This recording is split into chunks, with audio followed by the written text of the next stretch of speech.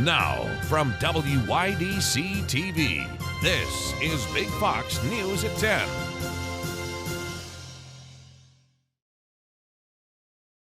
Thanks for joining us. I'm Anna Manuel. Corning will officially now have a hairstylist who specializes in textured hair. Our Maggie Hall sat down with her to find out what this means for Black individuals to have access to her skills. Brittany grew up in Elmira and has now joined Bella Capelli Hair Salon as one of Corning's first textured hair specialists. I'm super excited, for the opportunity to be in Corning now and be at Bella and be able to offer the services of textured styling or natural hair styling. Brittany told me about the lack of professionals who can style ethnically textured hair. So, growing up, I've never gotten my hair done in a hair salon. It's always been like a family member or, going to somebody's, kitchen or home.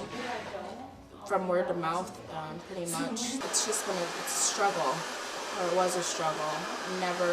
Always hearing your friends talk about going to get their hair done, and you couldn't relate to them because there was nowhere for you to get your hair done at. So it's just really important, and I'm so excited to be able to offer that to little girls that, like me, didn't think that anyone could do that for them, and that they would get the same experience as other little girls in a salon. Brittany's services include protective styles, silk press, weave-in braids, traditional weaves, and extensions. To book her services, go to bellacapelli.org. Brittany's presence at Bella Capelli opens up access for people with textured hair in our community and expands diversity in our downtown. Maggie Hall, Big Fox News, Corning. The results are in, and the village of Watkins Glen has a new mayor. Lori DiNardo has been elected mayor after beating acting mayor Louis Perezzini in Tuesday's election. DiNardo received 289 votes, while Perezzini received 198. DiNardo fills the seat left by former mayor Luke Lezick after he resigned last July. With spring arriving, many people around the region are looking to get outside and enjoy warmer weather. But as our Josh Feldberg reports, those with an itchy green thumb may want to hold off a little longer.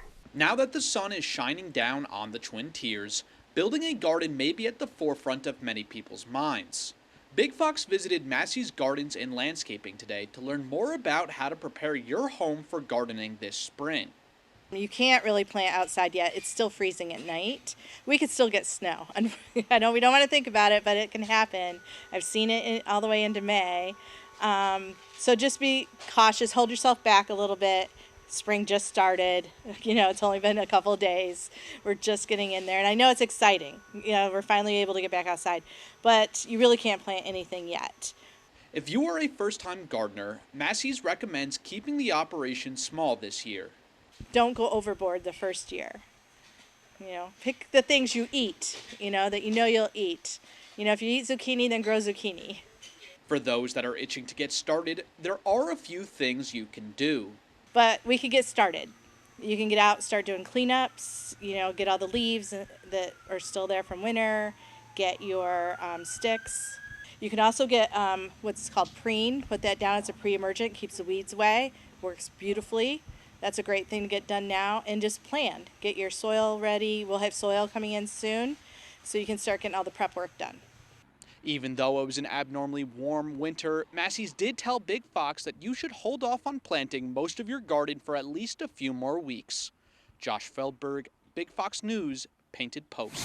It's bowling week in Elmira. Chemung County honored the Elmira High School bowling state champions by declaring this week officially Bowling Week. The boys bowling team brought home the championship title from Syracuse. This is the first state title in the Elmira School District since 2005. Steuben County is offering a rabies clinic to the public to help protect pets from the disease. The clinic is this Saturday, March 25th at the Corning Town Barn. The clinic is open to the public on a first-come, first-served basis by appointment. Those appointments can be made by contacting Steuben County at the number on your screen. The Federal Reserve continued its fight against inflation today, raising interest rates by another 25 basis points or 0.25%. The move comes against the backdrop of a banking crisis with two major bank failures in recent days. Fed Chair Jerome Powell tried to reassure the public about the state of the nation's banks, saying the system overall is safe and that the Fed would use all its tools as needed to keep it that way. The rate hike is the 9th since March of last year. A Manhattan grand jury could reconvene Thursday and vote then on whether to indict former President Donald Trump in a hush money scheme. Madeline Rivera has more from New York.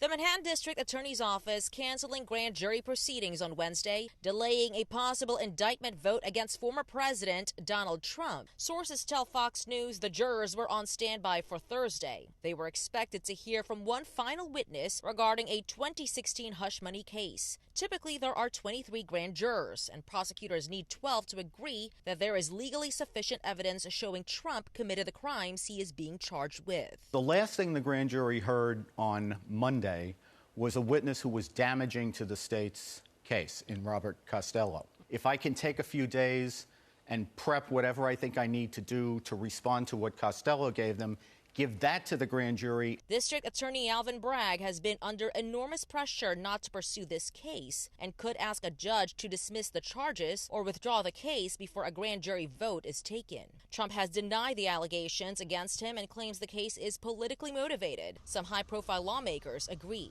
In New York, you have one of the highest crime rates in America. His job is to prosecute the bad guys, but he's spending all this time in self-promotion trying to do what I consider a political stunt. In addition to the New York case, Trump is facing several other investigations, including one into whether he and his allies illegally meddled in the 2020 election. He also faces a federal probe into the potential mishandling of classified documents at his Mar-a-Lago estate. Grand jury proceedings are secret, and an indictment typically remains sealed until an arraignment. In New York, Madeline Rivera, Fox News. Still ahead, we have your complete forecast. Plus, just because it's on the internet doesn't mean it's true. I'm Jackie Ibanez with a look at why educators are calling for students to learn how to spot misinformation online. That's all straight ahead. Here's your local stock market update from Big Fox.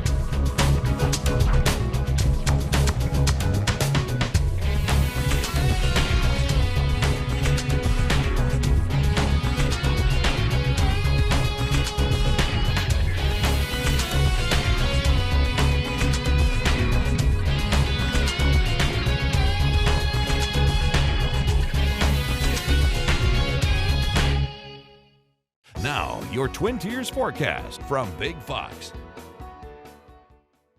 After watching temperatures over the last couple of days be able to climb well within the 60s, we are going to see a change in the pattern in place.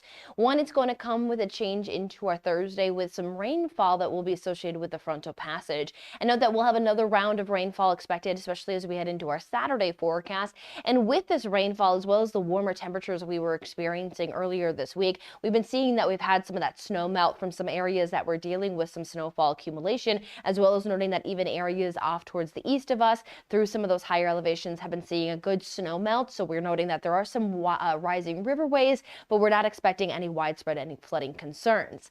Now, as we see the cold front sweep on throughout our Thursday, we will say goodbye to these 60s, and we're going to be hugging seasonal, not only just as we head into the weekend forecast, but we're talking about more of the same of rounds of some rainfall, maybe even some wintry mix due to some cooler temperatures as we head into next week, as the end of March and even step into April could include these below average conditions. Now, looking as we head into our Thursday, you want to make sure to have that umbrella on hand. Not going to be a washout forecast, more just hit or miss some light rain showers that will keep a gloomier feel to that daytime forecast. So, no, there may be a moderate pocket or two, but the gloominess is going to be persistent. So leave those sunglasses at home, where accumulation, it's not going to be excessive. Upwards of 1/4 of an inch is what we have on the board. Maybe a few pockets could be walking away with a little bit more. So a rainy day to make it feel like spring, and the temperatures will still feel like spring as well. We still hold temperatures to those lower 60s, even a few areas into those 50s. Mansfield around 59 degrees, Wayland around about 56, Elmira and Corning looking at just around 62 degrees. So similar to what we've been noting, just going to feel a little bit maybe on the more damp and chilly side due to the rain showers and gloominess that will be around. But then there will be a switch in the temperatures. A cold front is switching through behind those rain showers and into Friday. Friday. That will still bring us some breaks of that sunshine around, but temperature-wise, we're holding into the 40s, which 45 for a high temperature, when you look at average, is pretty close to average. But when you get these glimpses of what spring could be like into the 60s, definitely that's more desirable. But looking at temperatures hugging seasonal is what we will be mentioning through the weekend and even into next week. We'll also note that this weekend we'll be tracking another round of some rainfall on Saturday, and that Saturday into Sunday is going to bring some gusty winds up to about 30 to 40 miles per hour. So a breezy shower around, but with these rapid changes of the wind direction you can see here, the overwhelming pattern though is keeping temperatures below average, and that even is looking to settle into April 5th through that extended forecast. We're going to even look past that 7-day to show that temperatures holding anywhere from those 40s, even a few of those days, even lower 40s, could be more consistent as we look to even stay with more active weather next week.